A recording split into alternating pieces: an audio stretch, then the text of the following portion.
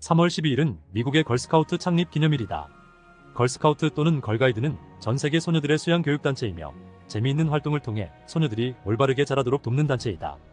베이든 포웰경이 1910년에는 걸가이드라 하였으나 1912년 미국으로 건너가 걸스카우트로 바뀌어 전파되었고 현재는 두 단어 모두 사용되고 있다. 1928년 세계연맹이 창설되었으며 1946년에는 한국에서도 걸스카우트가 창립됐다.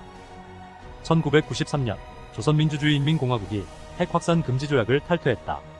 북한은 1985년 핵 확산 금지 조약에 가입했지만 1993년 한미연합훈련인 팀스피릿을 이유로 NPT 탈퇴를 선언했다.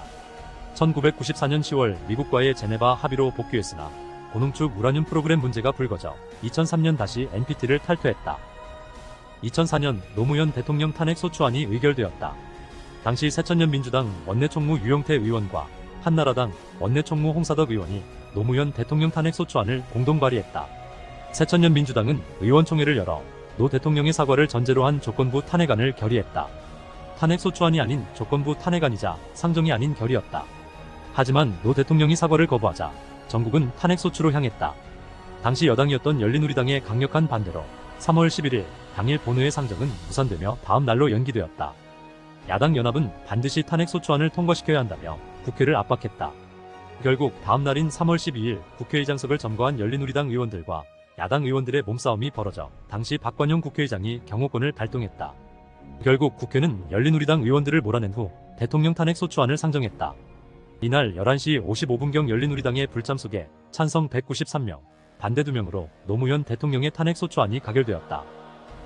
2008년 3월 12일에 세계 사이버 검열 반대의 날이 처음으로 기념되었다. 이 기념일은 언론 자유를 위해 활동하는 비영리 단체인 국경 없는 기자회가 출범시켰다. 전 세계 정부가 온라인 언론의 자유를 방해하고 검열하는 방식에 주의를 끌기 위해 열리는 행사이다. 온라인을 통해 모든 정보를 투명하게 공개하고 각국 정부에서 원하지 않는 정보를 국민이 보지 못하게 검열하는 것을 반대한다는 의미를 담은 기념일이다. 2017년 박근혜 대통령 탄핵 소추 인용으로 청와대에서 퇴거했다. 박근혜 전 대통령은 1979년 12.6 사건으로 박정희 대통령 서거 때와 그로부터 16년 후 청와대에서 다시 퇴거하게 되었다. 박근혜 전 대통령은 2016년 12월 9일 국회에서 탄핵 소추안이 가결되며 대통령 직무가 정지됐다.